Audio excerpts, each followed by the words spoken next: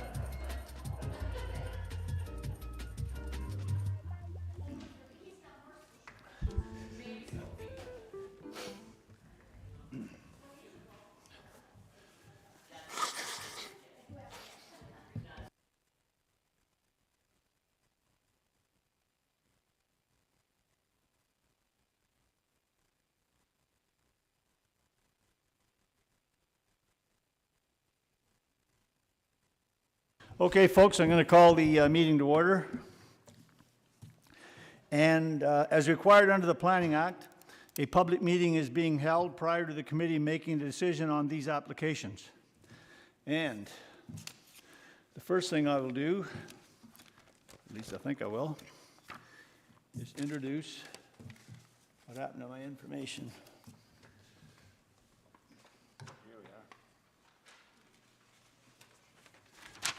I'll introduce the committee members. I'm Mr. Robertson, member of the committee, and we got here Ms. Richardson, Ms. Archer, and Mr. Strangway. And we've got online Councillor Yeo and Ms. Robinson. Welcome, everyone.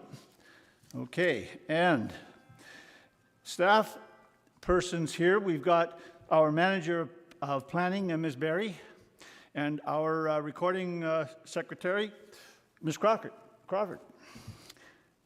All right, and electronically, we've got the secretary-treasurer, Mr. Lahi, Mr. Harding, Planner 2, Mr. Stainton, Planner 2, and Ms. Murchison, our chief building official. So I think I've probably got everyone with all that, hopefully. And now, we've had a little glitch, committee, with respect to the agenda. So what I would like to do is move items D20, file number D20-2022-005 and D20-2022-006. I would like to move them to the beginning of the agenda. So that will be, if I can get a motion on that to approve the amended agenda. So, Mr. Strangway, Ms. Richardson, any further comments or questions with respect to that? All those in favor? And that carries. Okay. I think we can probably get by without the recorded votes today. I'll just two of you folks online, so I'll keep my eyes wide open for hands there. Thank you. All right. Are there any declarations of pecuniary interest? All right, being none, the minutes of the last meeting. Are there any comments or questions before I ask for a motion? All right, then a motion to adopt those minutes. Ms. Archer, do I have a seconder? Ms. Robinson? All right, no further comments or questions. All those in favor? And that carries. Thank you. All right. For the benefit of the folks here and online, the committee will hear comments, gather information, and may ask questions to clarify statements made. The committee may ask and answer questions or redirect questions to the appropriate person. Please note that any information or comments given to the committee during this meeting, they're considered evidence. We will first hear from staff, then the applicant or his or her agent. We will then hear from any person in support of or from those who have questions, concerns, or are opposed to the application. Finally, the applicant or his or her agent will have an opportunity to respond to any of the statements made to the committee. And if you wish to speak and you will be online, I will ask that you give us your name when your picture appears, and then we will afford you 10 minutes to speak. No one has ever taken that long. I don't think it's ever happened, but if you find that you just can't possibly get it all in within the 10 minutes, then I will ask the committee if they will afford you a few more minutes. But I don't think that has ever happened, but we do, as a courtesy, advise the folks of that. All right. And here we go. So dealing with file D20-2022-005, and I'm going to, let's see, Mr. Stainton, you're online here. I'm just wondering, we're dealing with D20-2022-006. Do you want to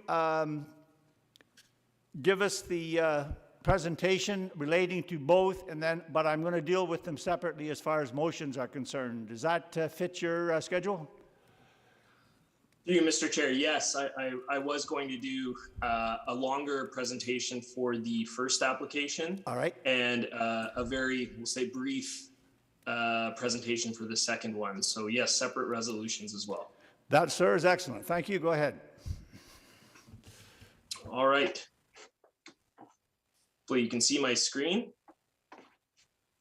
So the purpose and effect of the application is to request relief from the following provisions in order to fulfill a condition of provisional consent associated with the creation of a new lot as part of consent file D03-2020-039. The application is associated with file D20-2022-006. So in terms of reliefs, the first relief is to reduce the minimum lot frontage requirement from 18 meters to 15.18 meters. And secondly, to reduce the minimum interior side yard requirement from 5.2 meters to 3.5 meters. On December 20th, 2021, the Acting Director of Development Services, as delegated by Council, granted provisional consent for file D03-2020-039 to sever approximately 1,032 square meters of vacant land while retaining approximately 1,035 square meters of vacant land. So essentially what happened was the existing lot was split in half. Both of the proposed severed and retained parcels are to be developed for residential purposes, with each lot containing a single detached dwelling. Condition 2 of the provisional consent requires a variance to the proposed severed and retained parcels to permit a reduced lot frontage and reduced interior side yard. The subject property is situated in a well-established residential neighborhood composed of single and two-story single detached dwellings. The majority of the dwellings within the immediate vicinity of the subject property are probably around 80 years old. And as part of an older plan. The property is currently vacant. There appears from the aerial imagery shown here in Appendix B to have been a single detached dwelling and accessory building on the subject lands in the past. Both the proposed lots would be connected to municipal servicing. Connection to municipal servicing affords smaller provisions for things like lot frontage, as less area is needed to accommodate private servicing. Mr. Stainton, just let me, Mr. Stainton, I'll just stop you for a minute because I don't think I like to do this because there may be folks online that are listening to this as well, but I identified the file numbers, but I did not identify the properties. So just for those out there, we're dealing with 26 Murray Street in the former village of Bob Cajun and the two lots. All right, go ahead, Mr. Stainton. Through you, Mr. Chair, it is actually in the former village of Fenelon Falls. What did I say? You said Bob Cajun. I was probably thinking of that Tragically Hip song. All right, go ahead. Sorry Fair about that. The enough. former village of Finland Falls, yes. Fair enough. The proposed lot configuration is in keeping with the general lotting pattern across the plan, including the abutting lots to the northwest. So if you're taking a look at the aerial imagery, you can see the lots immediately to the northwest are essentially split in half, like what is proposed through the application, as well as the lots to the east on the opposite side of Murray Street. Shown here is a site plan of the proposed lot configuration associated with the severed lot is actually shown in this hashed line here. But for the purpose of this application, we're dealing with the southern lot, which is the proposed retained lands to the south. So as you can see here, there's frontage onto Murray Street. We have a proposed single detached dwelling with a 2-car garage and the proposed driveway. The proposed elevations are shown here for the single detached dwelling with the view from Murray Street looking west at the top here. So this is shown from Murray Street. The northern wall elevation on the bottom left shown here, and the southern wall on the bottom right shown here. Shown here is the proposed rear elevation with what looks like a walkout at grade. The application proposes intensification and more efficient use of municipal services within an established residential neighborhood while remaining within the density targets that characterize a low density residential neighborhood. Shown in the slide on the left here is an overview of what the lot looks like right now. Looking west from Murray Street, with the slide on the right showing the frontage of the proposed retained lands and the lot to the south of the proposed retained lands. So this is the dwelling that's immediately to the south. These photos were taken of the lots to the east and southeast on the opposite side of Murray Street to the subject lands to show the types of built form and lot configurations that we have present in the neighborhood based on a similar lot size. One of the intents of the minimum lot frontage standards in the bylaw is to ensure carrying capacity and adequate spatial separation between a dwelling, well, and septic system. Lot frontage also contributes to lot character by setting parameters over lot sizes, distribution, location, and the overall size of dwellings. As such, the resultant lot frontage allows for appropriate servicing, as mentioned, because it's on municipal servicing, and spatial separation. Here's some additional photos taken along the proposed frontage of the subject lands, looking to the south in the slide on the left and to the north in the slide on the right. The intent of the interior side yard setback is to ensure that there's a sufficient space for maintenance to be carried out, sufficient space for lot drainage and grading, and to ensure accessibility in between the front and rear yards. The abutting interior side yard dimensions proposed for both the severed and retained lots are compliant with the Fenelon Falls zoning bylaw at 1.8 meters. Engineering has confirmed that there will be no drainage impacts to the adjacent properties through the proposal.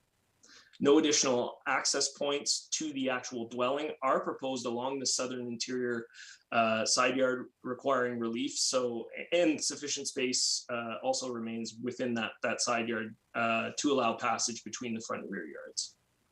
The existing board fence, as shown here on the slide on the left, and the location of the neighboring garage to the south is shown here.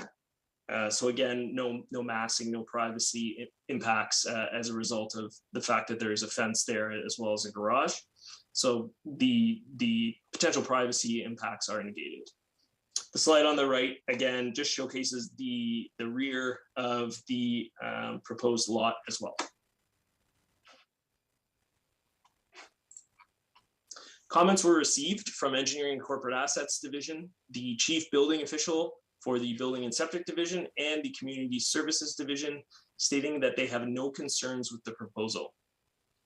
Based on the contents of the report, staff acknowledges the application meets all 4 tests for a minor variance, and staff respectfully recommends approval of the application subject to the conditions found within the report. Thank you. Thank you, Mr. Stainton. Are there any questions of the planner by committee? Right, being none. Is the applicant here? Does the applicant wish to speak to the application? Good afternoon, committee. It's Tom DeBoer with TD Consulting, representing the owner of this file and hopefully the next one that Kent is going to speak of, which is the adjacent or adjoining property. These properties, as were alluded to, were created or potentially created through a consent. This is one of the conditions of consent. I do thank Kent for his very elaborate report. We have no further comments, but if there's any specific questions regarding use or intended use or the other, I'd be more than happy to answer those questions. Are there any questions of the planner? All right. Mr. Brown, you're here for that application. Is there anything you wish to say to the committee?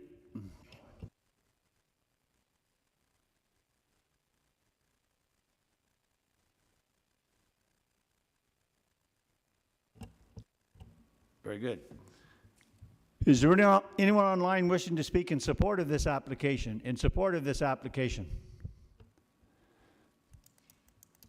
Anyone online wishing to speak in opposition to this application? In opposition to the application?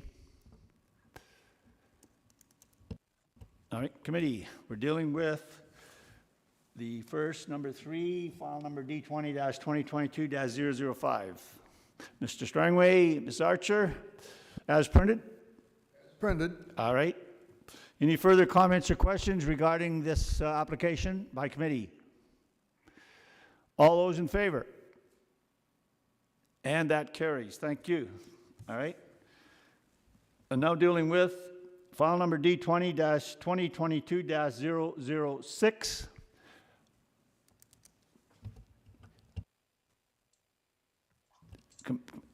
Okay, now you wish to say something further on this one, Mr. Stainton? Through you, Mr. Chair. Yeah, I'm going to keep it brief, but I am going to discuss some of the merits of this application. No, go ahead, sir. Thank you.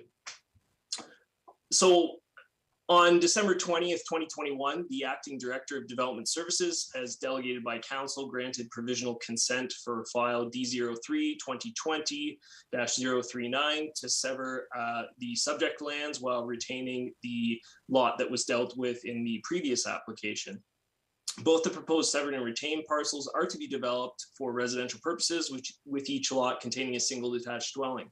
Condition 2 of the provisional consent approval requires a variance to the proposed severed and retained parcels to recognize the reduced lot frontage and reduced interior side yard proposed. The application is associated with the previously heard minor variance D20-2022-005. So again, an aerial photograph of the neighborhood, including the subject lands. The proposed lot configuration is keeping within the general lotting pattern across the plan, including the abutting lots to the northwest and across the street. Shown here is a site plan of the proposed lot configuration associated with the severed lot outlined. So this time we're dealing with the lot to the north. Again, identical elevations, same configuration as the dwelling on the retained lands. So we have, this is what's viewed from Murray Street looking west to the north and then to the south. This is the rear. So these photos were taken of, This basically provides, again, the overview of the lot, and then we're looking at the proposed interior side yard to the north here. Again, these photos were taken of the lots immediately across the street and actually to the northeast of the proposed severed lot. Some additional photos showing the proposed frontage. The abutting interior side yard dimensions proposed for the severed lot is compliant with the zoning bylaw at 1.8 meters. Engineering has confirmed there will be no drainage impacts to the adjacent properties through the proposal. No additional access points to the dwelling are proposed along the northern interior side yard, requiring relief and sufficient space also remains within the side yards to allow passage between the front and rear yards. There's some vegetation present as shown on the left, and there is also a considerable distance between the proposed lot line and the, I guess it would be the southern wall of the lot, of the dwelling on the lot to the north. Comments were received from Engineering and Corporate Assets Division, the Chief Building Official for the Building and Septic Division, and Community Services, stating that they have no concerns with the proposal. Based on the contents of the report, staff acknowledges the application meets all 4 tests of a minor variance, and staff respectfully recommends approval of the application subject to the conditions identified within the report. Thank you. Thank you, Mr. Stainton. Are there any questions of the planner? Being none, does the applicant wish to speak to this application or the planner? Good afternoon. Sorry about that. Good afternoon, committee. Again, it's Tom DeBoer with TD Consulting. Again, just thank the planner for the information provided. We have no further comments, but remain available for comment should it be necessary. All right, and thank you for that. Are there any questions of Mr. DeBoer? All right, being none, is there anyone online wishing to speak in support of this application?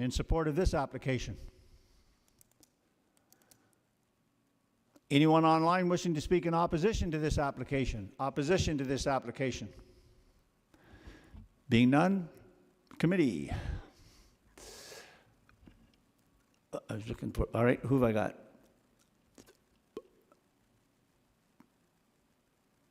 I need a motion. Okay, hand up there, actually. Seconded by Ms. Robinson. Is that as printed? Yes, sir. As printed. All right, thank you. Any further comments or questions with respect to the motion on the floor? All those in favor? And that, you're free to go, Mr. Brown. You're very welcome. You take care.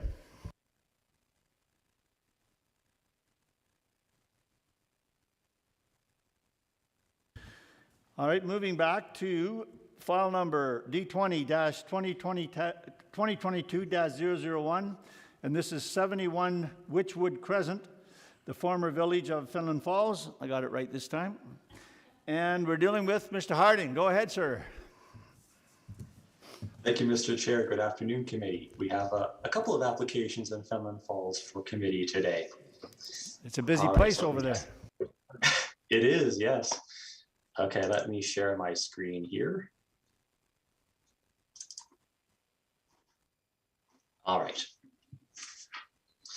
So this application proposes to reduce the side yard setbacks, interior side yard setbacks, and a setback between an accessory building and a residence, as well as to reduce the number of parking spaces on a lot from 1 to 0. Basically, what's happening here is there is a partial demolition of an existing cottage that is proposed, and then there'll be a new larger addition put over top of where that removed piece will go. The cottage exists at 1 story, and the addition will be 2 stories. So we can see that the lot here, it's a shoreline residential lot. On the south side of the former village of Finland Falls. We have the aerial photography here. So where this lot is positioned, so we can see that this part of Witchwood Crescent has a lot of shoreline residential. We do have Witchwood Resort on the north side. Address is number 55 Witchwood. Across the road on the west side, we have some scattered residential uses more to the southwest. Right across the road on that west side, it is vacant. And if we go through that vacant parcel, we have the Finland Court Long-Term Care Center on the opposite side of that vacant parcel. And here we have the site plan showing the proposed addition in gray. The portion of the house that currently exists that will be removed is this diagonal hatch piece here, comprising about 50% of the proposed footprint of the addition. And while the sketch can't show this, the photographs I show will. The property has quite a substantial slope to it, right at the road, going right down to the shore. Here we have the proposed addition, kind of viewed from all sides here. Now we get into the photographs. So this application does meet the 4 tests for minor variance. As we can see here, the topography is quite steep. The image on the left is me standing. I'm not even all the way down at the shoreline yet. It continues to drop. But I thought this was a good spot to go where the house was still in reasonable view for the photograph. So I'm looking back up from the shore area towards the house. And then the image on the right is me looking at the road towards the property. So the single detached garage that exists in pretty much the center of the front yard is kind of front and center in that photograph on the right. And then we have another view of that garage again. This time we're looking along the southern side of the parcel, so we can see more readily just how quickly it drops, because you've got the garage here, and then we can see the first level of the garage is pretty much a story down from where the garage sits. And this topography carries along the entire eastern side of Winchwood, so all of the lots have this topographical constraint, which makes it very difficult to arrange for parking, especially in this particular case, because the house is quite close to the road in comparison with the other cottages on each side. So as a result of that, parking is constrained to where it currently exists. We've got parking that's for single space inside that garage.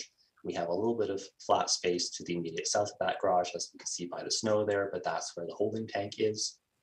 And then the northern side of the garage, which we can see in this image here, is actually the stairs leading down to the cottage entrance. So that cannot be disturbed as well. So basically what the parking reduction is for is to recognize the existing parking situation. We have to look at it because an expansion to the dwelling automatically triggers that review, but staff are satisfied based on the site constraints that we're dealing with, that there is no opportunity at this time to make up for that second parking space that would otherwise be required. The image on the right here shows in a bit more detail just the degree of that drop between where the first level of the dwelling is in comparison to the rear of the garage. It's hard to get the angles on some of these shots just because of the slope and how close you have to get to the house to take those images. So the stairs leading up to the road are kind of just leading out of the frame on this picture on the right there. This image is the northern interior side yard of the subject property. So this lowest portion of the addition, the lowest portion of the existing house, as seen in this image on the right, which is also this piece here on the image on the left. This is the piece that's being removed and replaced with the addition. Primary access between the front and the rear yards is obtained through this northern interior side yard. And we can see, looking at that image on the left, just where the cottage next door is in comparison with the subject house on the subject property. So that's just showing more visually how further in front the house is on the subject property in relation to the lot, in this case on the north, and that does continue on to the lots to the south as well. And then we have the shot of the southern interior side yard. So committee will notice on Appendix C that the southern interior side yard or south wall of the house is a bit of a terraced design. So we can see that kind of terracing look on the image on the left here. So it's this closest terrace piece in this left image that's going to be replaced, and that new addition will stand in its stead, but we're not really coming any closer to any of the lot lines as a result of this addition. Marginally, but really we're just keeping in line with the existing build form. The southern side yard is much more steep and not as used not as pedestrian friendly because there is no, or at least I could not detect through the snow, and it was deep snow, any sort of walkway there. All of the walkways and stairs are on the northern side. And as committee can see here through these images, there is a lot of vegetation on this lot and on the surrounding properties as well. Back up to this one again, just to get a better snapshot of the vegetation along the eastern side of the road. So I don't expect that there's going to be any adverse massing impacts as a result of having this interior side yard reduction. And part of that is because we've got this vegetative buffering, also the fact that there isn't anticipated to be privacy concerns because this house does sit out in front of the others. So we're not really coming closer to any of the residential walls of houses on abutting properties. In terms of preserving the function of the interior side yard, so this is a residential 1 zone in the Fenelon Falls bylaw. The bylaw establishes a higher interior side yard requirement for lots that are on private services, but the anticipation behind that number is that you need to get vehicles from the front to the rear yard to service either your well or your septic system. So in this case, we have a river-based water supply, so there is no well that requires servicing, and the holding tank is about as close to the front lot line as you can get it. So there really is no need to have a very generous interior side yard to allow for the passage of these vehicles that would service these private systems, just because of how the lot is serviced, and servicing is not anticipated to change. So in that case, then we're looking at what is more appropriate just to allow for pedestrian access and smaller kind of residential maintenance to the building. So in this case, with the side yard being proposed at 1.6 on the north and about 2 meters on the south, those reduced yards are still sufficient to allow for the building faces on those yards to be maintained and for pedestrian access between the front and the rear yards. The property is within the low density residential designation of the Village of Fenelon Falls official plan, which is currently the document that is still in effect due to the ongoing OLT appeals with our Fenelon Falls secondary plan. And a single detached dwelling use is one of the built forms that is anticipated within that designation. And of course, we are proposing an addition to a single detached dwelling. Since the writing of the report, comments were received from the Kawartha Region Conservation Authority, as well as from the Community Services Department, and both of those agencies have no concerns with the proposal. So as a result, staff does respectfully recommend that the application be granted, subject to the conditions identified in the report. Thank you, Mr. Chair. Thank you, Mr. Harding. Are there any questions of the planner? Mr. Strangway? Go. Thank you. Just one quick question to Mr. Harding. Thanks for your presentation, Mr. Harding. When I read the report, it said reducing the number of parking spaces, I believe, from 2 to 1, and yet I think you mentioned at the start of your presentation from 1 to 0. Could you clarify that for us, please? Thank you, Mr. Chair. Yes, we are going from 2 to 1 spaces. Thank you. Any further questions of the planner? Yes, Mr. Through you. So there's only 1 parking space permitted. Where do additional cars park? What if they're a 2-car family, or what if they have visitors? Mr. Harding, go ahead. Thank you. Through the chair. So my understanding through talking with the owner is that they park in the road allowance right now, as do others along this section of the road. Through talking with the roads department, they've said that technically by bylaw that is not permitted, but that is the situation we have along Lynchwood today. As a follow-up, do the city bylaws regarding no parking on the roads between 11 p.m. and 6 a.m. not apply to that area? Through the chair, I do not know. Okay. I do have a couple of other questions. Okay. So in the report, one of the comments was that they need an entrance permit to be brought into compliance with the city bylaw. Should that be one of the conditions, that they do get this permit? Through you, Mr. Chair. I did have a discussion with the manager of planning, so she can definitely step in to further elaborate. But a lot of that discussion had to do around what sort of conditions can committee reasonably impose on this proposal. And in this case, that whole entrance issue exists on property that is outside the physical boundaries of the privately owned parcel. So we believe that it's not within committee's jurisdiction in this case to require that as a condition of variance approval. Follow-up? My second one is, should we be adding a condition that the applicant enter into an encroachment agreement for the garage as noted in the report? Mr. Harding? Through you, Mr. Chair.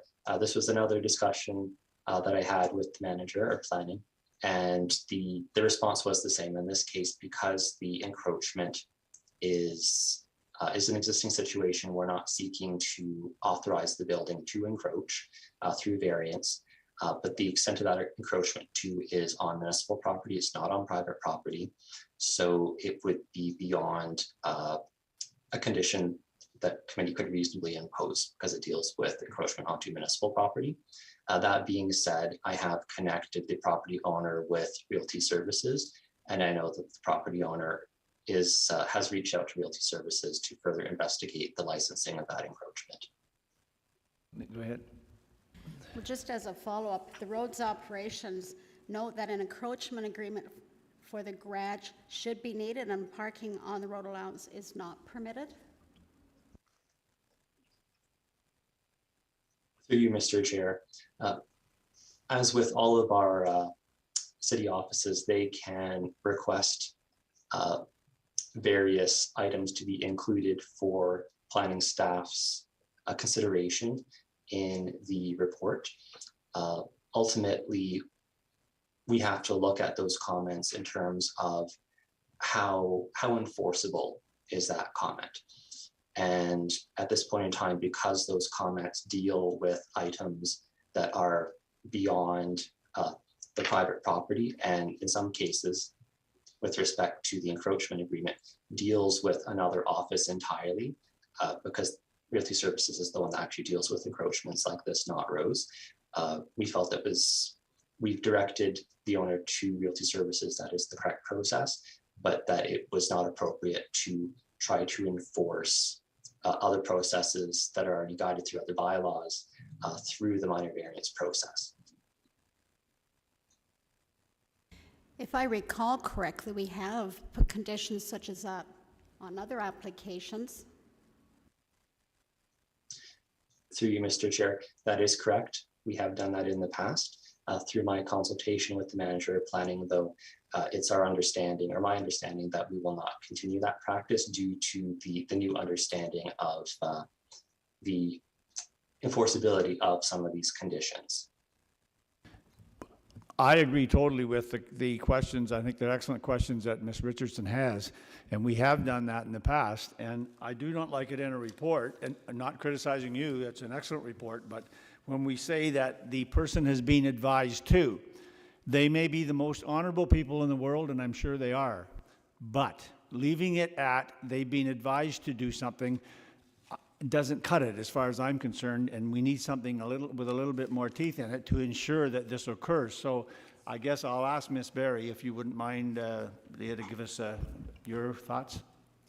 Sure, Mr. Chair. And to sort of echo the comments of my colleague, Mr. Harding, we have taken a look at the sort of parameters of Section 45 of the Planning Act, which is what empowers this committee to attach conditions to minor variance decisions and similar decisions, and feel that it does go beyond the scope of what the conditions expressly outline in the sections of the Act. So that is something we want to bring to your attention as a committee and ensure that you're sort of comfortable with the reach that the committee has, and not find ourselves in a position of essentially attaching conditions to a decision that can and well, realistically, could be challenged. That isn't something that we would be able to support. So that is sort of one piece. Sometimes, and I hear you, Mr. Chair, in terms of establishing some conditions that have some teeth, or some other, if not a condition, then how do we get those teeth? Sometimes the best mechanism or tool that we have is to simply educate and provide the connections for the applicant, for the property owner, to take the next step, to facilitate what that next step is. In this case, it would be pursuing, in fact, something that, in this case, the proponent is already pursuing, and that is a permit with the Realty Services Group. So perhaps not as sharp teeth as in some other cases, but frankly, in cases like this, our most powerful tool is to educate, and not just the proponent, but also our colleagues in other divisions of how to achieve what they need to help with their operations and not to further impose any enforcement challenges in their respective divisions or operations. Close the loop then, and I understand what you're saying, but it's an open loop now, and it would appear that there may or may not be a follow-up by the applicant as to this encroaching on this road allowance. And I can tell you from my experience in the past, this is not an uncommon event. The road allowances are encroached upon regularly and have been in the past for years, and they seem to be, well, it's in limbo. Well, it seems to me that if there's an opportunity to mediate that limbo, then we should be doing it. But I hear what you're saying. Is there any, now there's a building permit required, would that be anywhere in the process for the building permit? We, Mr. Chair, thank you, and we explored that opportunity as well, and it's not. Under the building code, the act of requiring a license it does not fall under that legislation either. If I could just add, maybe one of the, well, hopefully helpful pieces to continue to consider is what the actual objective of the variance application is. We do need to be mindful of what the application is for, what is being applied for, and how much reach we have as a committee to affect and have our decision take effect. So regardless of the existing non-compliances and frankly, encroachments, those are not further exacerbated through what is being applied for. So in other words, the proposed addition will not further exacerbate what already exists. And I think I just would leave that with you for your consideration. No, I hear what you're saying. I almost feel that we're enabling to some degree for these very things to go on. And that's, yeah, Councillor Yeo, you were... Yeah, thank you. And I just want to bring up that very point as I read the report, and nothing that's currently there that the committee is talking about right now, as Ms. Berry said, is being exacerbated beyond what's there. So I think we're going a little off topic here, and I know it's in good faith we're going off topic, but I also share the thoughts that it's not where we should be going. And I have no problem with the report, and I just think we got to stick to what we're here for. Thank you. Yeah, no, and I hear you. It's just that, it's mentioned in the report, and it's a loose end, and we're reading the report and to some degree having to make decisions based on the information that's provided here, and that certainly seems to be, I just have a hard time ignoring something like that. I really do, but yes, Ms. Archer. Just one small comment. Apparently the garage has been there for over 50 years, so I can't imagine there's going to be any worse problem than has already been there. Yeah, but it doesn't by just leaving it. It doesn't. The road allowances, like I say, I have had experience with them in my past tenure, and people take advantage of these situations. And I'm not suggesting for a minute this applicant would, but people do. And so, anyway, Ms. Robinson, go ahead. Yes, Mr. Chairman, I was just going to say, now that Legal Services is aware of this situation, could the Legal Services Department of the City of Kawartha Lakes not ensure that the encroachment onto their land is dealt with through their own mechanisms? Well, the secret is, I guess, an is encroachment. how do we get the message to them? And it would appear right now, given what's going on here, that loop, that doesn't occur. I don't know, Ms. Berry, would you speak to that as far as services are concerned? It's a point, but how do they get informed? Thanks, Mr. Chair, and for the question to the member. Just to clarify, I believe Mr. Harding referred to realty services, of which our solicitor is a part of, as opposed to quote-unquote legal services. So just want to make that clarification. And through actually consultation and the application review process, that division is aware, and this matter has been flagged with them. So both through our staff connecting with Realty Services, as well as the applicant already connecting with Realty Services as well. So sort of a two-pronged approach. So we can with confidence say that that division is quite aware of this scenario. And in fact, whether or not this one was to proceed, but there are countless other streets, in fact, many of which end up in front of this very committee, with situations where we've got parking in the municipal right-of-way and sort of constituting off-site parking, or rather on-street parking. So certainly a topic that the Realty Services Department is no stranger to. So I'm assuming then that what used to So be... that's what I meant. Yeah, What used to be... that's what I meant. I just gave the wrong department name when I didn't say Realty Services. But. No, a good question, because I think that used to be, in fact, Realty Services, I'm assuming, used to be Land Management Division?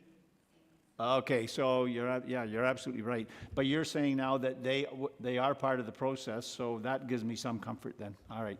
Thank you very much, everyone. I appreciate the input there. That's what these situations are all about. So, very good. Anything further of the planner from the committee? Is the applicant online? Does the applicant wish to speak to the application? And your name, sir? Can't hear you. Hello, my name is Jason Marshall. And Go ahead. thank you to everyone, and thank you, David, for the report. We do not have any further comment. All right. Are there any questions of the applicant by committee members? All right. Being none.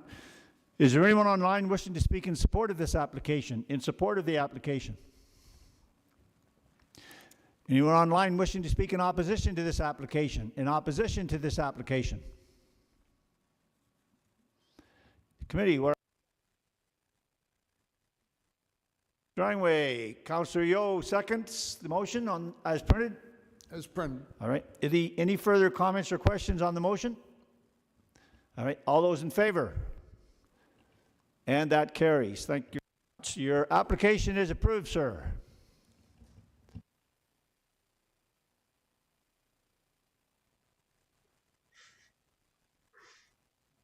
All right, moving right along.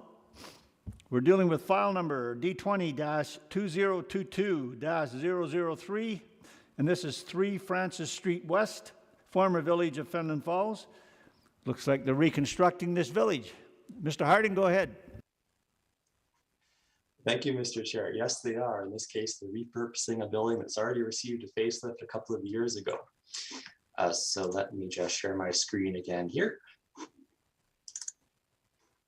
There we are. All right, so now we're in the Fenelon Falls Central Business District on the north side of that. So we have the subject lands as 3 Francis Street West here. We can see that it's a bit of a chunky L shape. And here we have the aerial photographs. So the application is to reduce the number of required parking spaces on the property as a whole from 33 to 17 in order to permit the creation of a eating establishment use. The eating establishment use will be contained within a portion of the building that is 1 story. The 1-story portion is the gable roof design that we can see on the aerial photograph there.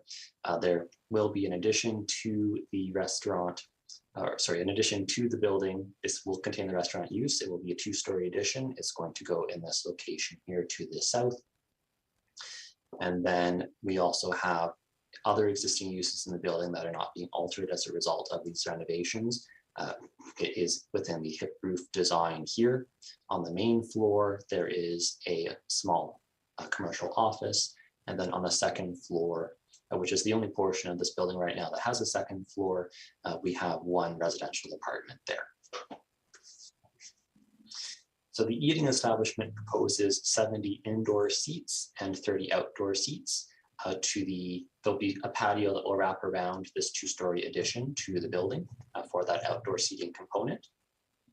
The subject property is mid-block on the south side of Francis Street West between Colburn Street and May Street, which we can see here. Staff is of the opinion that the variance meets the 4 tests of minor variance.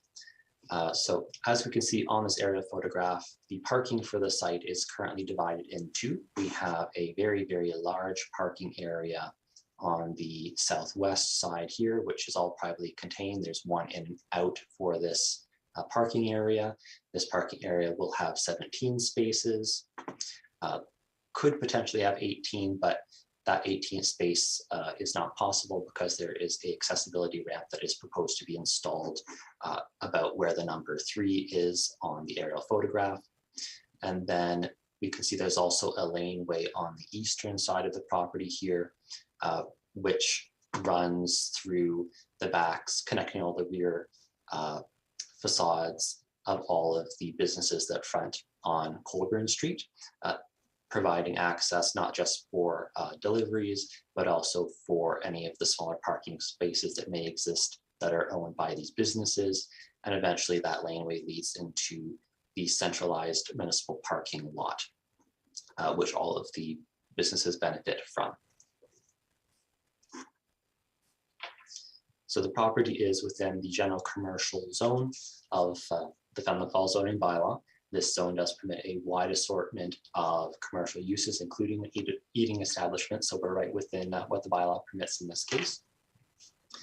While the bylaw does establish parking requirements for uses, the Fenwick Falls Central Business District primarily relies on these communal municipal parking lots, as well as the on-street parking to accommodate all of the customer traffic, because as we can see here on this aerial photograph, there just isn't enough privately owned parking spaces to accommodate that foot traffic.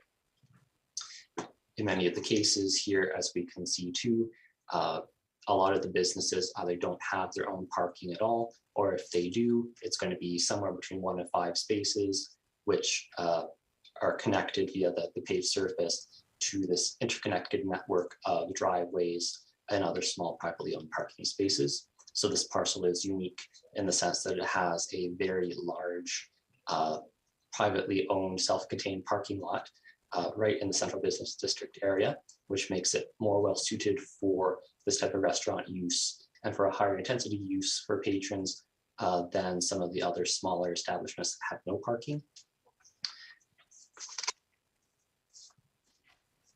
In terms of being able to accommodate the excess parking that's going to go elsewhere, we believe that because this building is centrally located within the Central Business District and we are quite close to municipal parking, both on-street parking as well as the off-street municipal lots, and the one that I've highlighted before is not the only one that's in close proximity.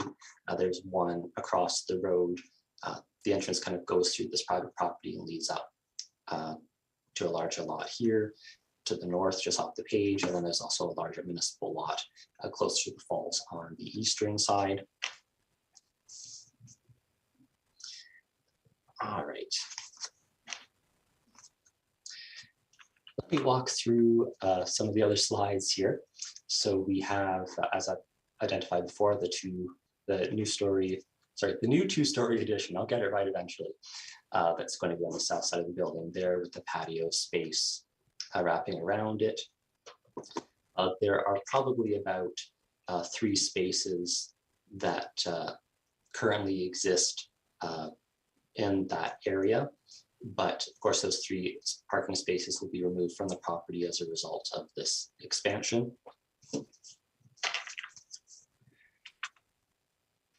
And that accessible parking, or sorry, that accessible ramp I was talking about is shown here on the plan.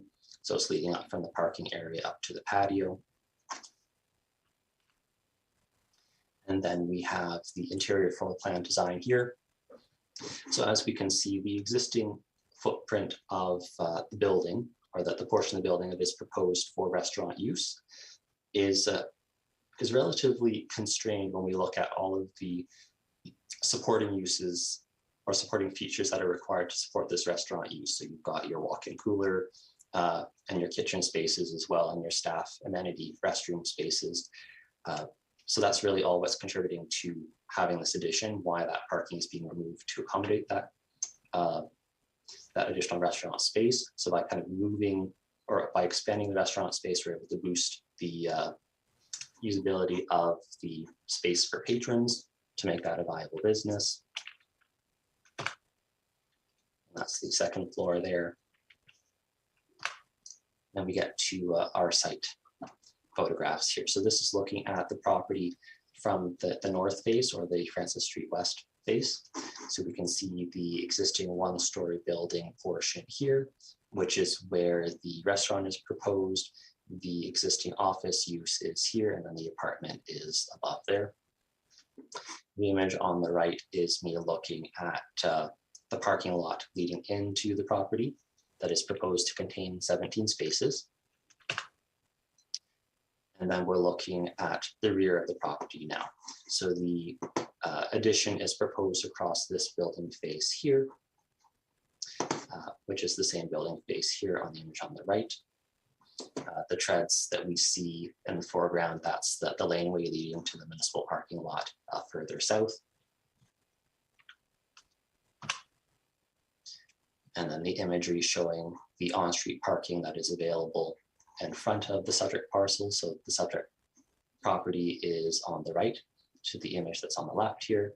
And then I've just panned a bit to the image on the right side here. So this is looking west down Francis Street at the remainder of that commercial block. May Street kind of pops out right where this vehicle is. Overall, this will be very beneficial for this central commercial business district area. There's not, while there's a lot of through traffic between Colburn Street and May Street, there aren't a lot of destination specific establishments along the northern side of this block at this time. So this will be very helpful in order to kind of bolster this portion of the street as a destination rather than a pass-through area.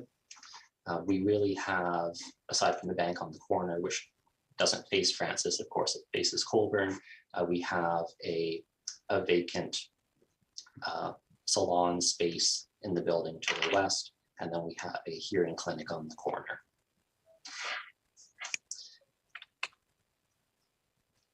Okay, and then looking at these images here, so the image on the right, the subject property is right on the right-hand side of that image on the right, with the laneway leading through to the municipal parking in the back. And then the image on the left is me just taking a snapshot of that municipal parking lot.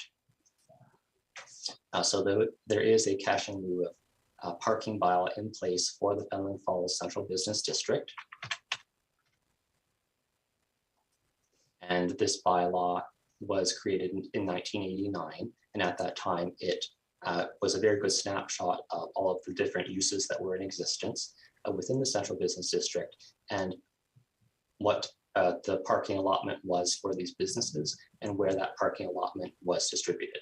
So how many spaces were contained on privately owned property versus how many spaces were currently required for the business that were being accommodated off-site. So we know as a result of that bylaw that there were 7 off-site spaces that were required, or sorry, that were already being accommodated off-site to support the uses that were in the building at that time. And now we're bumping that deficiency up to 16. So we're adding an additional 9 spaces beyond what that bylaw anticipated at the time, which is why we see condition 2 being recommended, is because whenever we have a additional deficiency beyond what that bylaw anticipated at the time or captured at the time, it assigns a cost per additional deficient space in order to go into a municipal fund to manage future municipal parking opportunities for the central business district. The property is within the main central area designation of the Fenelon Falls official plan. And this designation recognizes the very diverse multi-purpose function of the central business district and provides a broad spectrum of permitted uses that focus on goods and services, and a eating establishment is in keeping with the goods and services intent. Since the writing of the report, comments have been received from the Community Services Department, and they have no concerns with the proposal. Staff does respectfully recommend that the application be approved, subject to the conditions identified in the report. Thank you, Mr. Chair. And thank you, Mr. Harding. Are there any questions of the planner? Yes, go ahead, Mr. Strangway. Just so I'm clear, Mr. Harding, so there's an additional 9 spaces required at $4,000 a space, is that correct? That is correct. And is that in keeping with what has been done with other eating establishments which have been recently redone in downtown Fenelon Falls?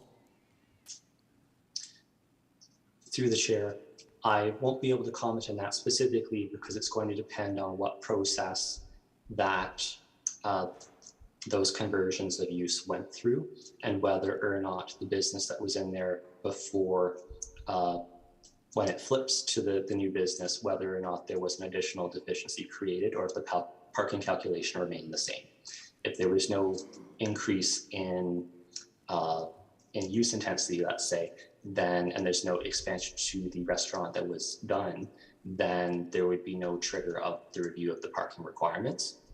But in this case, we have 2 things going on. We have the fact that we're doing a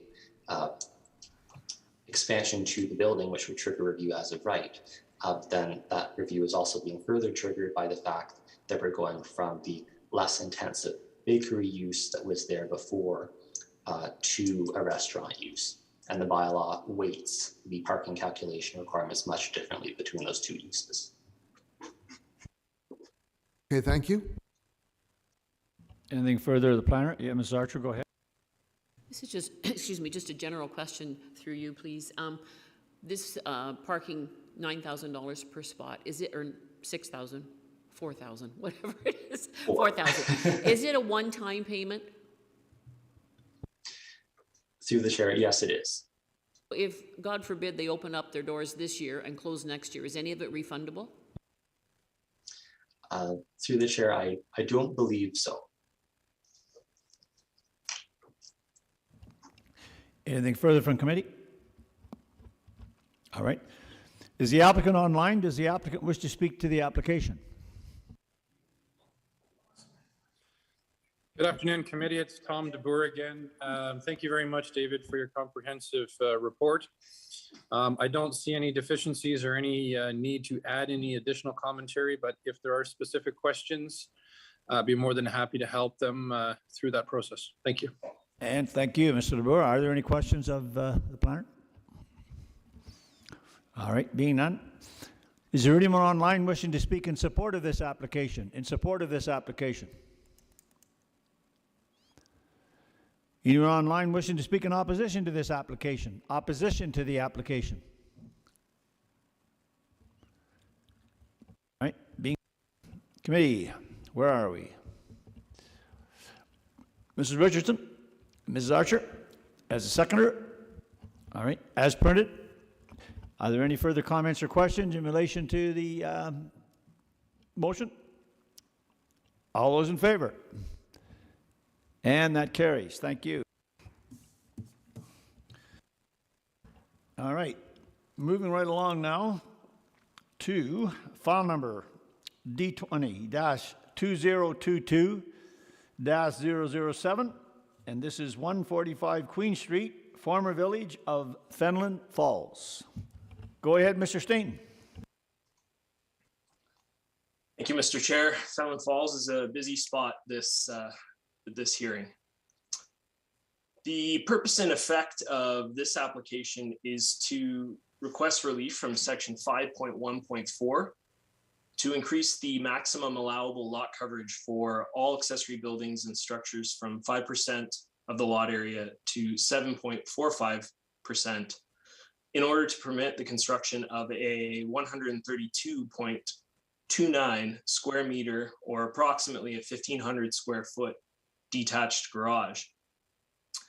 It's important to note that within the notice of public hearing for the application, an incorrect geographic area was referenced as the geographic township of Fenelon Falls, when the correct title should be the former village of Fenelon Falls. Please note that the correct legal description and key map of the property were provided, along with the correct section of the Village of Fenelon Falls zoning bylaw referenced, and the correct relief amount sought. May the record reflect this minor technical error. I would also like to recommend a minor modification to condition 1 outlined in the report, as the sketches in Appendix D do not match the construction of the detached garage to date, and a slight change in the wording of the condition is recommended. And we can revisit that at the end of the presentation. The applicant approached the planning division in early November 2021 regarding a building permit application for which the lot coverage provision for accessory buildings and structures was not addressed. In order to lessen the number of reliefs sought through the application, the applicant has agreed to enter into a deeming bylaw to consolidate the 2 existing lots. A separate condition is recommended in order to consolidate the existing lots as part of Plan 100. The subject property is situated in a well-established residential neighborhood.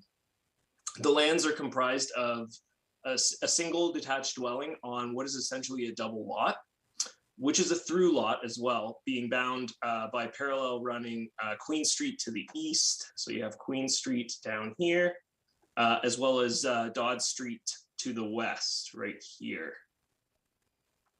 Both Queen and Dodd Streets terminate to the north of the property. The dwellings along Queen Street are smaller to the north and appear to be constructed around the 1950s and 1960s.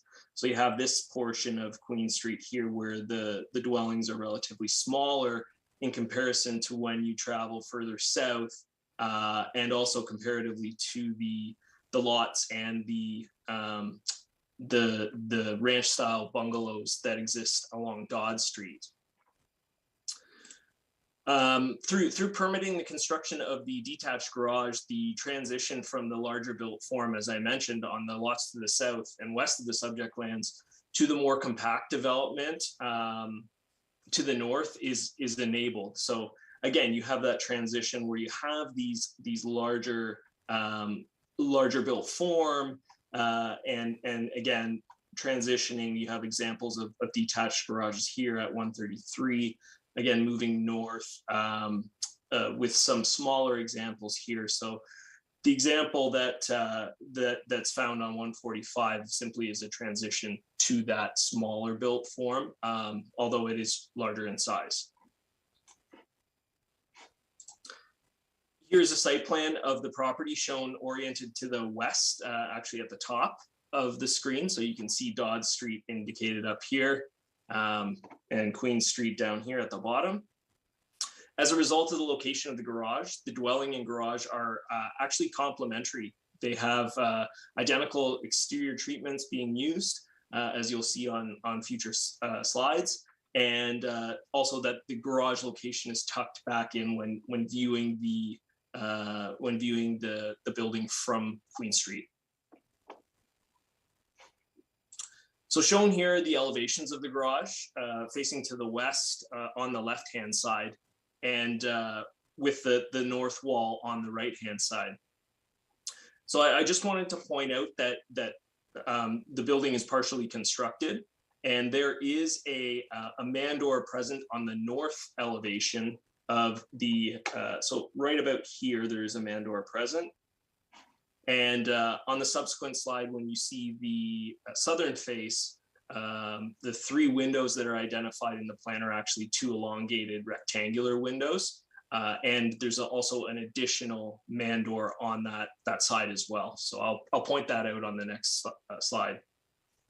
Hence, I recommend the minor modification to the condition 1 outlined in the report, as the sketches don't necessarily match the construction to date.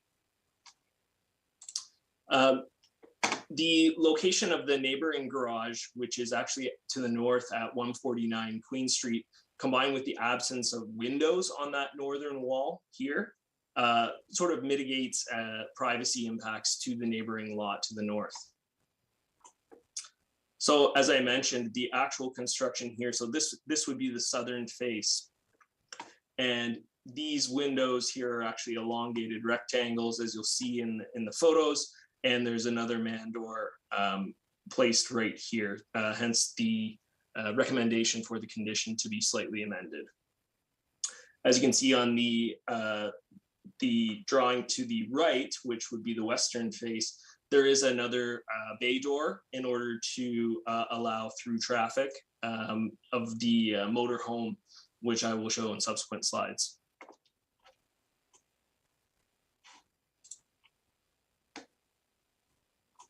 So the subject lands do contain a single detached dwelling, shown in the slide, or the image, sorry. I keep referring to them as slides, but images on the image on the left. The location of the garage, as I mentioned, is set back in relation to both the dwelling and Queen Street.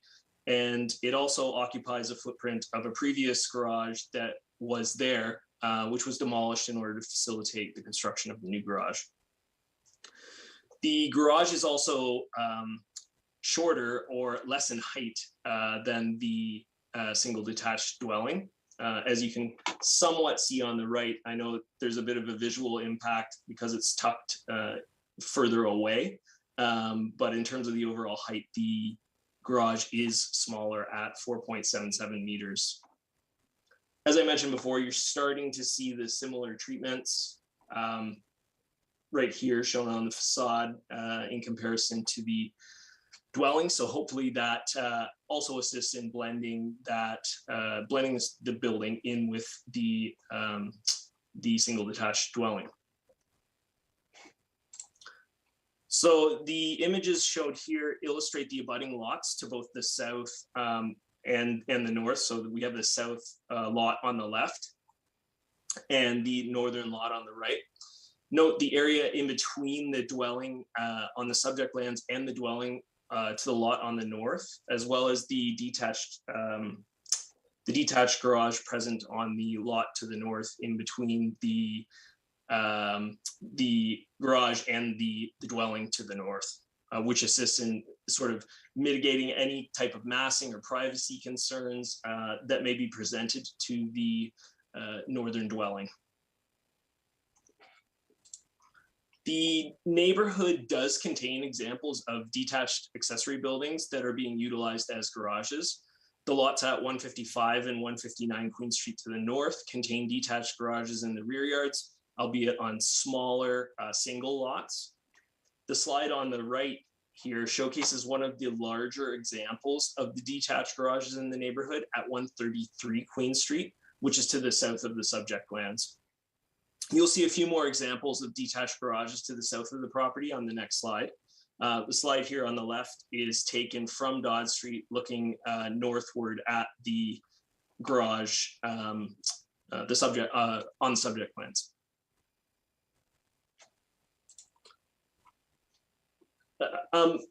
Through examining the greater neighborhood to the south of the property, one can see even more examples of detached garages that are present.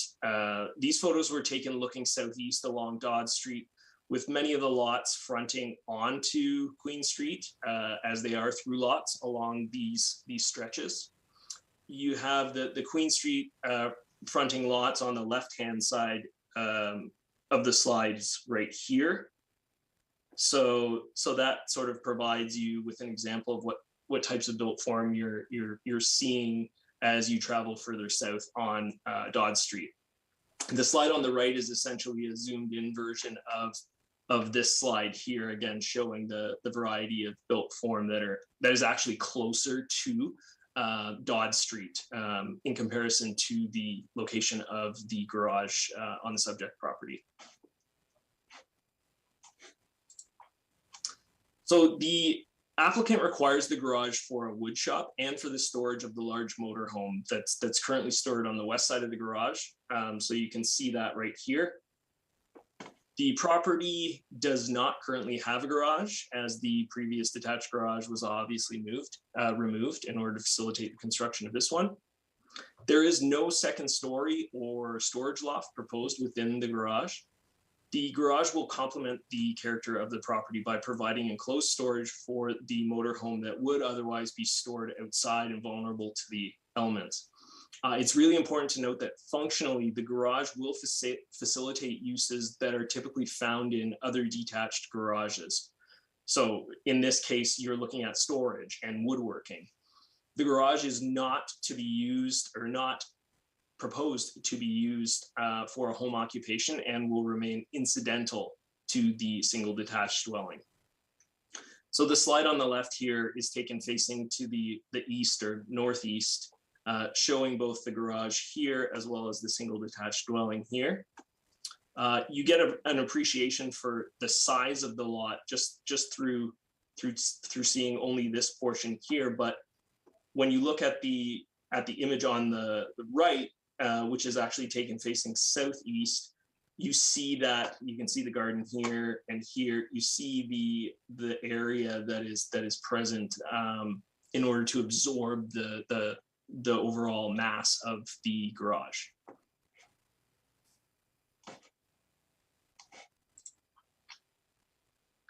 So the slide on the left here was taken facing northward, showing the distance basically between the western wall of the garage, as seen here on the right, and Dodd Street here on the left. The area of the double lot, which is shown on the image on the right, as I mentioned in the previous slide, you can see the dwelling here and then the neighboring dwelling to the south. But you've got this large mass of land to the south and west of the garage, which really aids in absorbing that overall impact that may be presented otherwise to the adjacent properties. It's also important to note that the proposal complies with the total lot coverage provision of the residential type 1 zone, with the single detached dwelling, again, it's being higher than the garage in terms of overall height.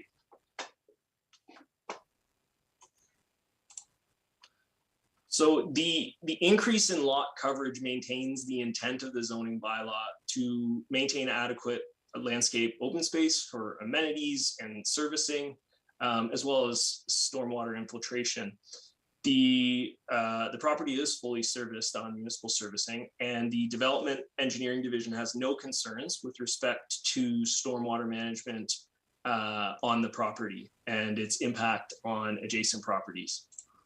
As I mentioned, the property is of sufficient size to accommodate the detached garage within the large open space to the west of the dwelling, and is not anticipated to adversely impact the use of the rear yard.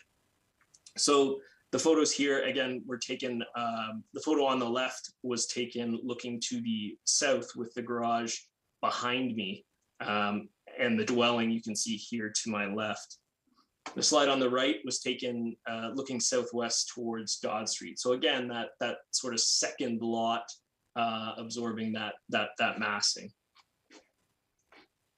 The general provisions of the Fenelon Falls zoning bylaw set a maximum lot coverage of 5% for accessory buildings and structures, which excludes swimming pools.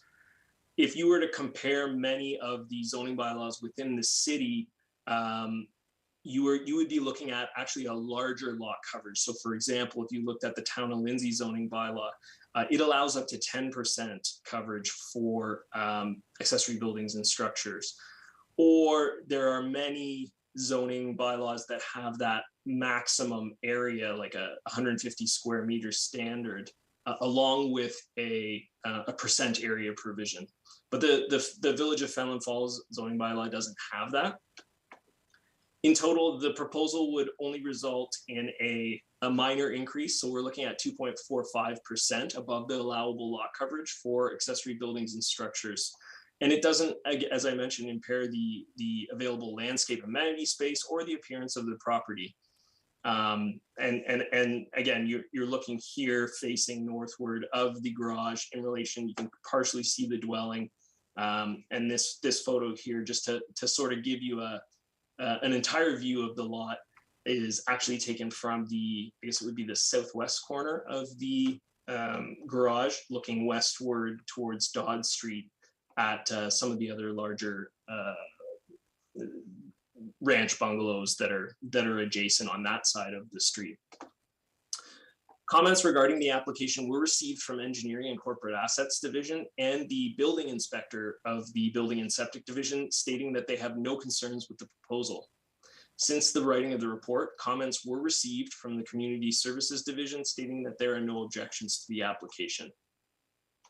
Based on the contents of the report and in consideration of the comments provided as part of the review, staff acknowledges the application meets all 4 tests of a minor variance, and staff respectfully recommends approval of the applications subject to the amended condition identified within the report. Thank you. Thank you, Mr. Staton. Are there questions of the planner? Ms. Richardson, go ahead. Through you, can he review what the amended condition is, please? Yeah. Yeah, all right. Okay. Do you want to do it now, or do you want to wait until we get to the motion stage? Because I was going to ask him to review it then. Are you okay with that? All right. Are there any further questions of the planner? I have a question for you, Mr. Staton, and maybe if I missed this in the report, I do apologize, but I'm looking on page 2 of 5 on the background information.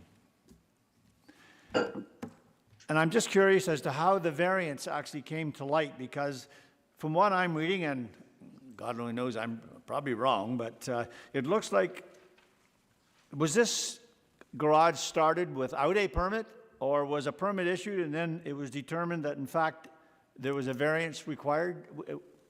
Egg, which was first, the chicken or the egg? Through you, Mr. Chair, it was the latter. For specifics on the history of the permit, I would direct you to consult with the chief building official. Ms. Murchison, are you there? Yes, I am, Mr. Chair. So as you may see, I am the agent on this application.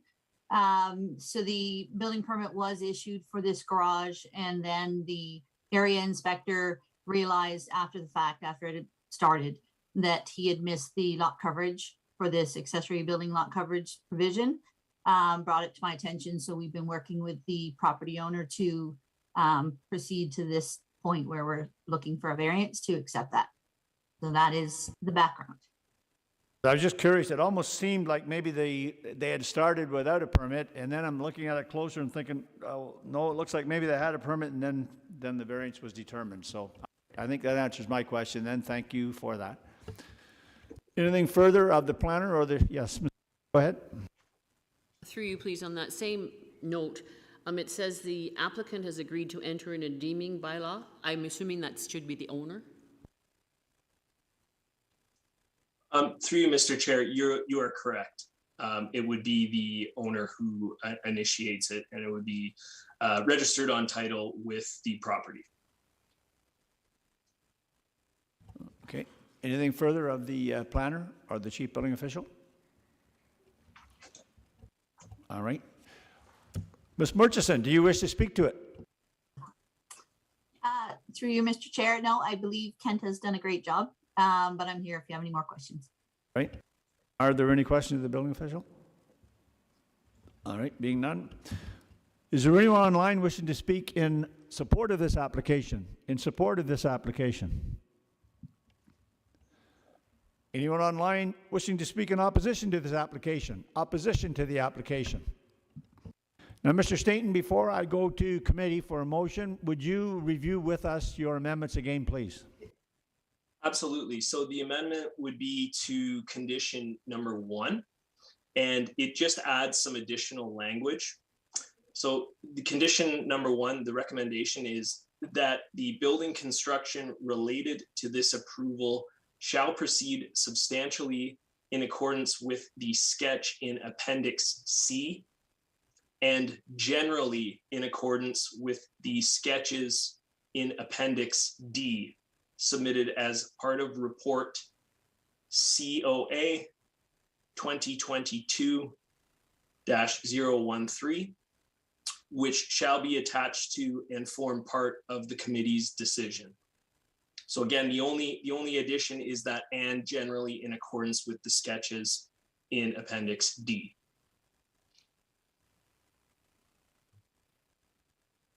This is, just for the record, this is sometimes a condition that we actually use in our reports quite frequently. And that is the extent of your amendments? Through you, Mr. Chair, correct. Right, very good. Then I guess we're at the point where, committee, I'm looking for a motion. Mr. Way and seconded by Mr. Yo. And that's as amended? Okay, Councillor Yo, you're okay with that? All right. Any further comments or questions on the motion as amended? Being none, all those in favor? And that carries. Thank you. All right. Moving right along then, we're now dealing with file number D20-2022-008, and this is 228 Hilton's Point Road, Geographic Township of Laxton. And we've got Mr. Harding back. Go ahead, sir. Thank you, Mr. Chair. And let's just get that screen share going here. There we are. So this application proposes to permit an increase in height to a detached garage. So we can see the subject land here being the only smaller parcel within the area.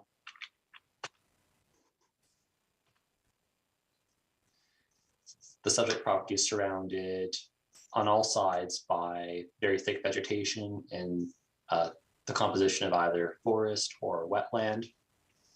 So we can see on the aerial photograph here. The building is proposed to the northeast of the existing house, as shown on the sketch here. The house is kind of centralized to the parcel. And the garage construction proposed is seen here. So we have two garage doors with a kind of covered lean-to design on the eastern face. The function of that eastern face is to store a camper trailer. And then we get into the site photographs here. So there's a very substantial ridge that runs from northeast to southwest, which basically borders the eastern side of this parcel. So we can see a little bit of that ridge here. So I'm standing at the intersection of Hilton's Point Road and Sugar Bush Road. So Sugar Bush kind of curves off here and Hilton's Point runs up this way. The subject property is up on the hill behind those trees. So there's quite a substantial drop, especially on the downhill side, being the eastern side of that ridge. And the road kind of bends up and around to work with that topography. And as it bends up and around, it kind of comes back into the regular linear road alignment of the municipal road allowance. That's where the driveway servicing the subject property ties in. And that's what the image on the left shows. So we've got the driveway here connecting in with the municipal road here. And we can see the house kind of through that vegetation. This angle being the southwestern side of the parcel. Looking to the northeast is the only spot where you can really see the residents on this parcel, just because of the very thick vegetation and the change in topography on the south and the southeastern sides.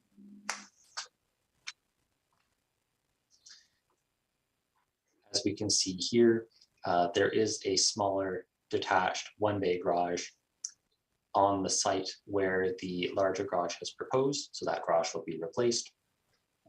And we have a variety of outdoor items that are proposed to be stored inside there. So we can see here that this is a family that drives pickup trucks. So they are proposing to store their trucks inside the garage. And they also want to carry out their own maintenance for these trucks. So they are going to install a hoist system inside the garage, which is in part why the increased height is being requested, that in conjunction with having sufficient height to get that camper in on the eastern side.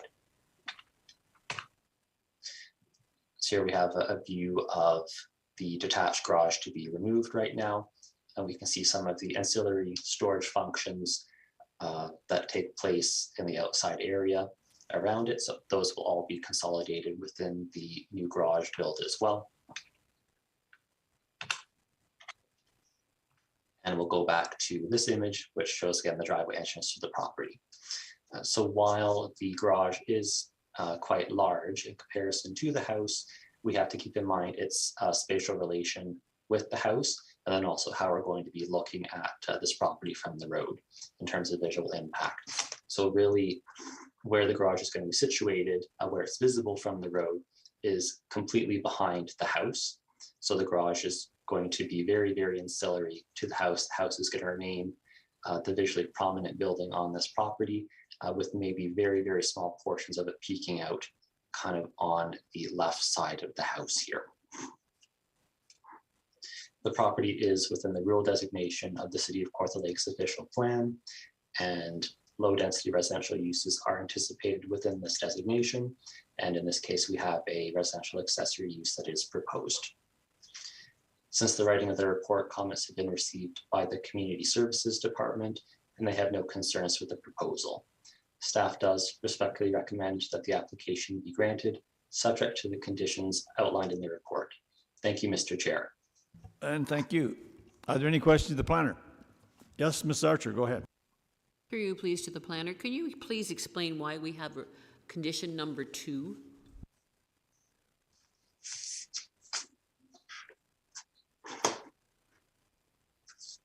Through the chair to member Archer. That's just to further reiterate that this is a larger single-story building to basically accommodate the request for a hoist system and remove the potential to have that second-story floor as accessory space at this point, because they're not proposing an ARU. So there's not going to be any storage up top at all? Correct. The sole reason for the garage design, and I'll just go back to the elevations that they showed here.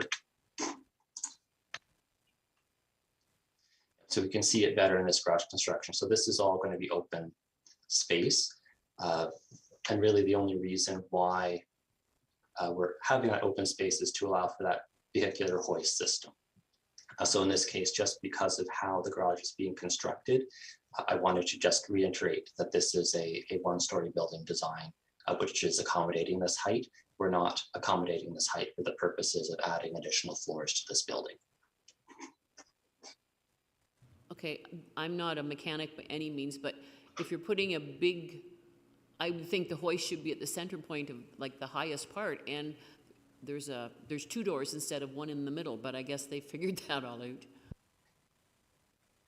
I believe they are attending the meeting, so that's definitely a question that they might be able to answer. Mr. Strangway, you had a question? Thank you very much, Mr. Chairman. Mr. Harding, has there been any discussion about you mentioned it with the last garage. Whenever I see a hoist, I wonder about plans for home occupation. I've had that problem before in other areas where you see these large garages go in and a hoist goes in, and then all of a sudden there's a concern that there's a home occupation there. Has there been a discussion about that? Through the chair, no, there has not been. At this point, we're just evaluating based on what the owner has supplied, but definitely since the owner is part of this meeting, they can provide further clarification on the future intent of this building. Thank you. Anything further from committee? I have a question, and I don't know if we're seeing this more and more. It seems to me we are, where we're putting the context of the report, we're mentioning things, and I'm going to allude to it. Page 3 of 5. We've got the garage is proposed to the northeast of the dwelling in the general area of a single-door detached garage and canvas storage shelter. Both will be removed should the garage be constructed to make way for its footprint. It seems to me this application has to do with wanting a garage, and they're going to build a garage. Why would we not add and again, I'm not suggesting for a minute these folks aren't honorable. They may very well do everything we ask, but here we go again where we're sort of suggesting, well, if something happens, something else should happen. Why would we not put a condition in there, Mr. Harding, that or is this another thing we can't enforce? Would we not put a condition in there that the garage, the detached garage and the canvas storage shelter be removed upon the building of the new garage? Back to you, Mr. Chair. Thank you for that question. And really, and you are right, we have used that sort of condition before. And really what is at play with that condition is whether there are other zoning implications if we allow those structures to stay. So in this case, we do not require relief from the maximum lot coverage of either the primary zone or the accessory structures and buildings zone category provision. So there's no reason for those buildings to be removed in order to bring the property into compliance as a result of approval. And secondly, the placement of those buildings in relation to the proposal also has a role in when we implement that condition. In this case, the new garage cannot physically exist until those other two structures are removed. So there doesn't, in my opinion, there's no reason right now to require that condition to be inserted, because those buildings cannot continue to exist if this garage is to be constructed. Okay, you've answered my question very well. I guess the only thing I would ask is that perhaps in a further report, we maybe indicate that takes that question out of our mind then, because as soon as I see that, I think, well, here we go again. Are we just going to allow them to build another garage? We're suggesting that they should remove the one garage and the storage shelter, but well, if they do, okay. If they don't, that's okay too. I don't think that's the way we do business here. But you've answered it with respect to the zoning bylaw. So perhaps we could just be a little more explanatory, I guess, in the report, if you would, for the future. Thank you. Are there any further questions of the planner? All right. Is the applicant online? Does the applicant wish to speak to the application? And Yes, your name, we please. are online. Your name, My please. name's Gina Chanel, Go ahead. and this is my husband, Kevin Chanel. To speak towards the height of the garage, in order for the height to be high enough for the lean-to go over our trailer, we need it the extra height. So, because the trailer is 11.5 feet, so to get 12 feet, at least clearance, we need the height of the garage to get the lean-to there. And then also, my husband's truck is 7 feet tall by itself, and then the hoist, that brings us up to at least 14 feet for that. So that kind of addresses your question about the height. And then as David already said, we are gonna have to remove the current garage to put into the other garage. And thank you, David, for creating the report and sharing that. And if you have any other questions, please feel free. All right, and thank you for that. Are there any questions, Mr. Strangman? Yes, thanks for being with us today. Just wondering about the hoist and the need for the hoist, you may have heard me allude to the fact that I've had situations before where when I see a hoist go in, it turns into a home occupation as far as servicing vehicles. Perhaps you just address that for me, thanks. We have no intention of doing any business with the hoist. We have 2 pickup trucks ourselves, so just to do regular maintenance on them, plus another car. So we have 3 vehicles. My husband's pretty handy. He can do that maintenance himself. It's just a lot easier if it's on a hoist than crawling underneath. And then to further that, I'm a registered nurse. I already work a lot with 2 kids and 1 on the way. Don't have time to do anything else, and he works full-time as well, so there will not be time to do any type of extra work at home. Thank you very much. I appreciate that explanation. No problem. So I would suggest that congratulations are probably in order, so congratulations on that. All right. Thank you. right. Yeah. Anything further of the applicant committee? All right. Is there anyone online wishing to speak in support of this application? In support of this application? Anyone online wishing to speak in opposition to this application? Opposition to this application? Being none. Committee, where are we? Councillor Yeo, you're going to move that as printed? And I see Ms. Robinson there as a second. All right, very good. Are there any further comments or questions related to the motion on the floor as printed? All right, all those in favor? And that carries. Thank you. Your application is approved. Thank you very much. Thank We you. Appreciate it. Thank you for your time. All right, moving right along. We are now dealing with file number D20-2022-009, and this is 24 Flint Street, Geographic Township of Fenelon. Fenelon's back again. I swear that's a busy place. Mr. Staton, go ahead, sir.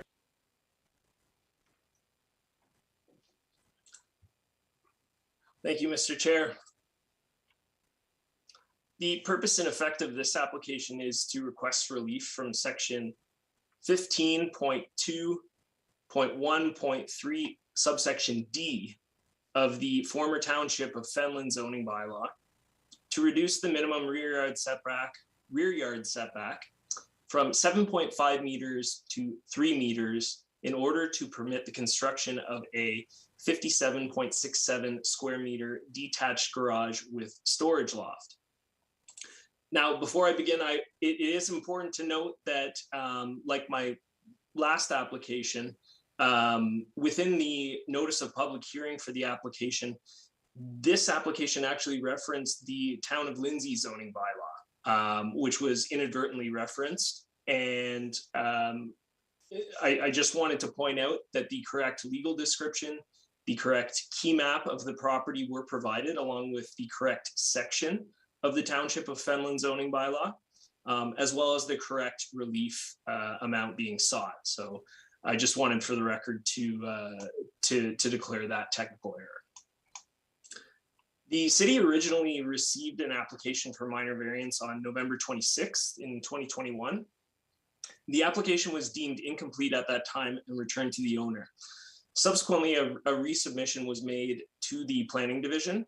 Through review of the zoning bylaw, it was determined that since Flint Street is a private road and the property cannot obtain direct access onto an improved public street, there is no front yard essentially abutting a public street. And therefore, the front yard is considered the shore yard in this case. So it's technically an island lot. And the shoreline lot should be deemed the front yard. Therefore, the rear yard is what we would technically presume to be the front yard. So this application is technically seeking relief from the rear yard setback. The subject property is situated, as I mentioned, on a private dead-end road along the eastern shoreline of Sturgeon Lake between Sturgeon Point and Fenelon Falls. This specific neighborhood consists primarily of vacation dwellings, both to the north along Langton Lane and to the south of Flint Street along Stewart's Road. The cottages are modest in relation to other, we'll say, more intensified sections of Sturgeon Lake, with some evidence of infilling or expansion. The lots remain relatively secluded, actually, all things considered, and are surrounded by vegetated buffers with a dense woodland actually existing just to the east of Flint Street. So access is actually gained through Rutherford Road, which comes down here and then transitions into Flint Street down here, which dead ends. Shown here is a site plan of the subject lands. The property contains a cottage and a boathouse that were constructed in 1965, according to MPAC, as well as a cabin which has actually later been identified as a storage shed, just to let committee know.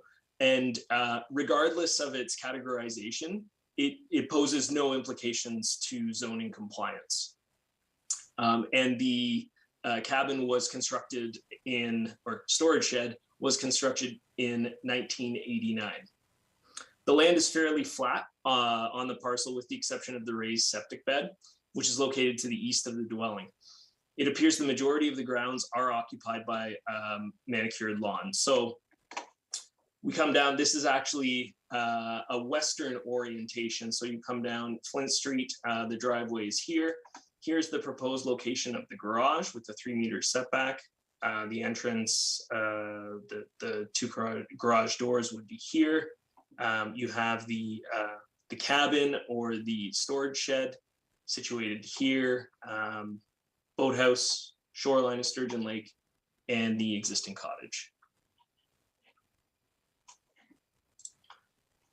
So shown here are the elevations for the detached garage with the northern face of the garage shown on the left and the southern elevation shown on the right. The design of the garage is based on a gabled roof design with 2 dormers. A small window, as you can see here, breaks up the face of the garage with the 2 doors below on the northern wall. It's important to note the garage will not incorporate habitable space and or plumbing and will only be used for storage.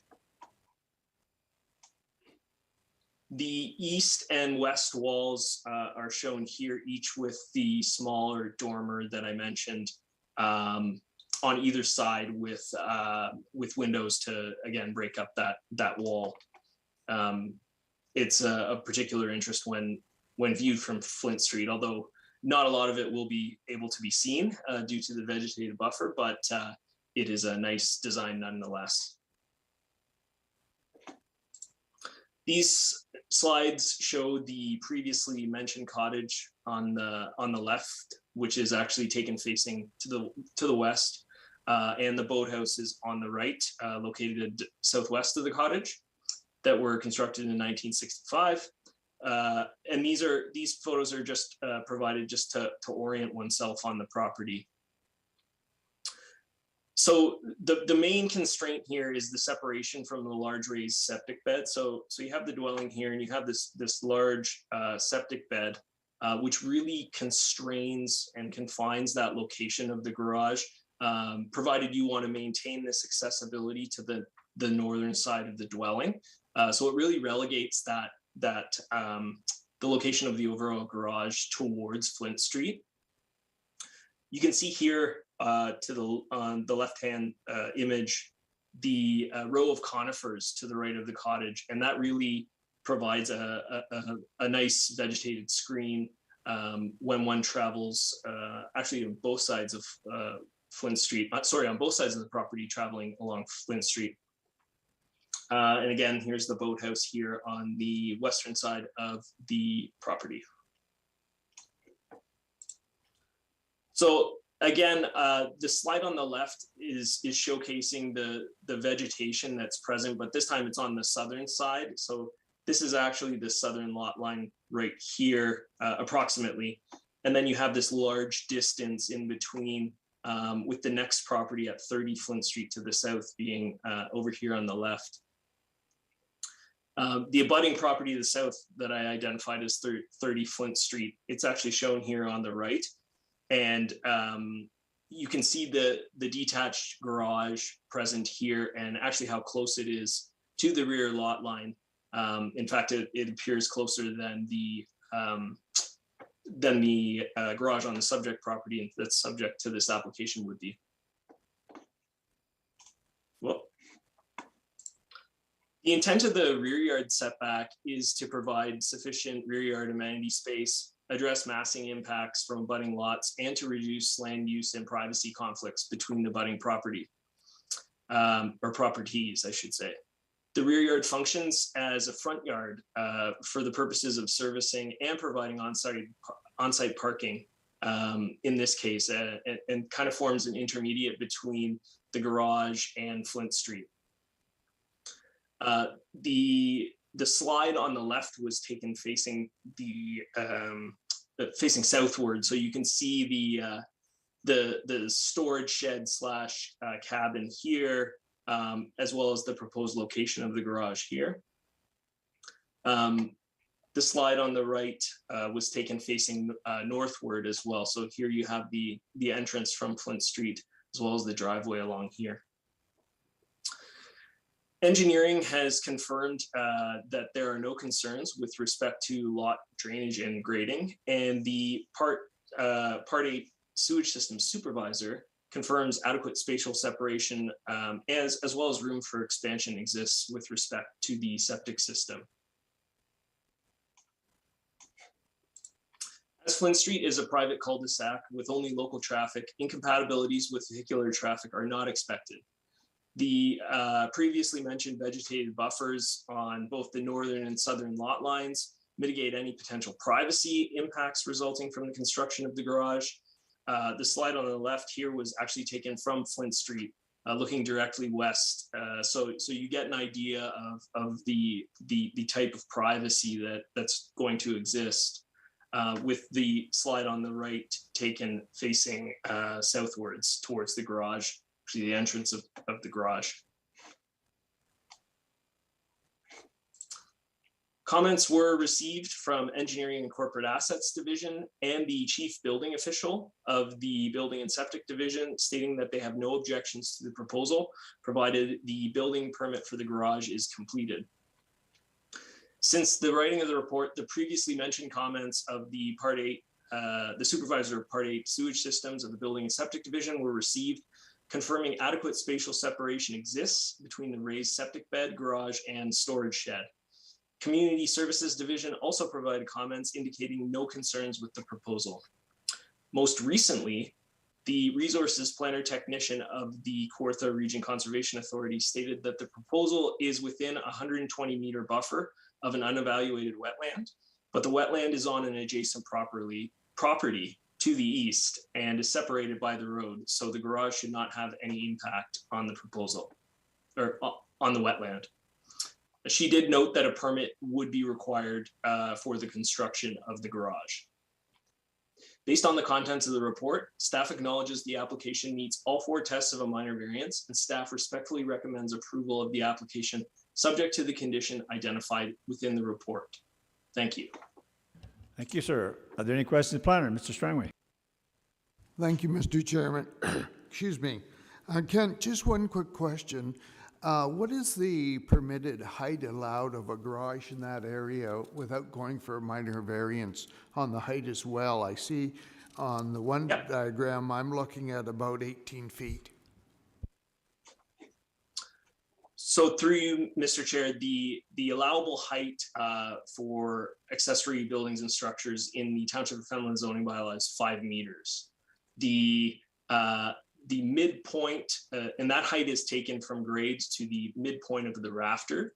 So I believe this one was very similar to the garage we previously heard at 4.77 meters. So it is within the height provision. Again, that height is taken from grade to the midpoint of the rafter and not the peak. Great, thank you. Mrs. Archer, go ahead. Through you, please, to Kent, Mr. Staton. Would you give me the definition, please, of storage loft? Oof, I would have to consult with the zoning bylaw. I do know in this case, and perhaps I'm speaking on behalf of the applicant, that the intent was to not only store items, but also on the rare occasion that her grandchildren came, there would be a space to play. Now, the height of the loft storage area is only 7 feet. I did want to mention that. However, just bear with me while I look up to see if we do have a definition of storage loft.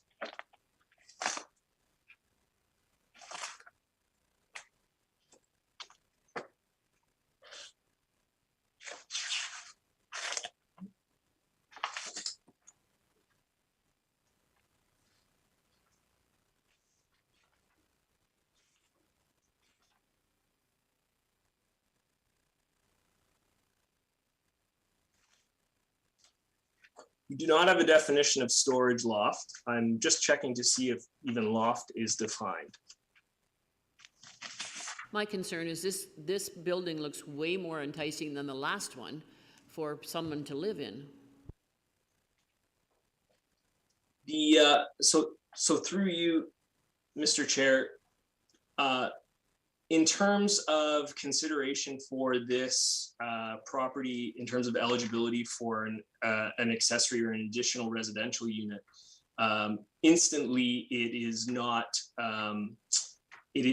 eligible, as it is on a private road and it is on private services that are the lot is too small.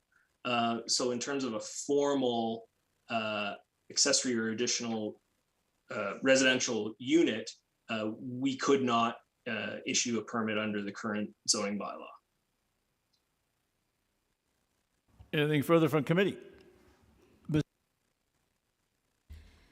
Through you, should we be including a condition that they do require a permit from KRCA? Through you, Mr. Chair, I believe the chief building official can speak to this. However, obtaining that permit is applicable law. So prior to the issuance of a building permit, they would need to obtain that Ontario Regulation 18206 permit from the Conservation Authority. I will defer to the chief building official for any additional comments. Go ahead, Ms. Murchison. Thank you, Mr. Chair. I apologize because I wasn't completely maybe having my ear to the discussion about the actual comments from the KRCA. So if they're within a regulated area on the mapping, then definitely they have to have a permit before they can obtain a building permit from us. So it will be captured if that's the scenario. Follow up? No, okay. Thank you for that. Anything further of the planner or the chief building official? All right, being none. Is the applicant online? Does the applicant wish to speak to the application?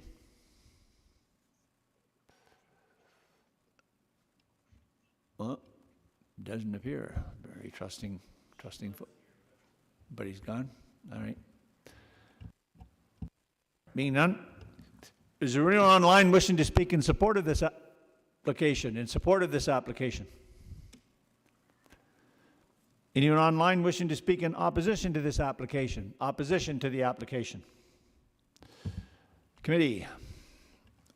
Mrs. Richardson has moved, as printed, I should say, seconded by Mr. Strangway. All right. Any further comments or questions in relation to the motion on the floor? All those in favor? And that carries. I'll ask Ms. Robinson, so I'm assuming she's very good. All right. It looks like, I think that's the last of our applications. There's no deferred applications. Under other business, Ms. Berry, did you wish to speak to that situation we dealt with earlier?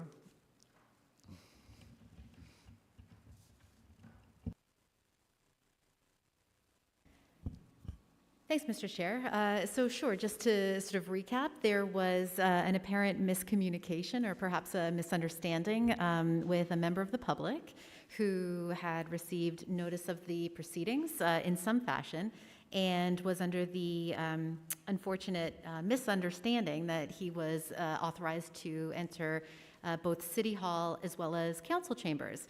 So at about a minute to the hour, to the start of the meeting, we gathered the relevant details, I suppose, Mr. Chair, and consulted with both our deputy clerk as well as the CAO's office, and concluded that under the circumstances, it was both reasonable and appropriate, given the gentleman was given misguided information, was permitted to enter the building, was already here. In addition, he lived at quite a distance and had made the effort to come here with the intention of attending, had shared with us that he was vaccinated and that he also answered the screening questions. The chair had made a suggestion that the agenda be amended and accommodate the two matters at the outset of the meeting so that the gentleman could promptly leave when that part of the public hearing was over. And so we agreed that that made sense under the circumstances and have taken the necessary steps to have a similar situation be prevented in the future. And that just means a little more education and information to the various parties involved in the chain of the information flow. Yeah, thank you for that, Leah, and I appreciate your assistance there, very much appreciated, so, and thank you for that. So, okay, so yeah, it all turned out as well. We had to have a bit of a late start, but it all worked itself out in the end. So, is there anything under other business with, yes, Mr. Strangway, or Steve? I guess we can do that now.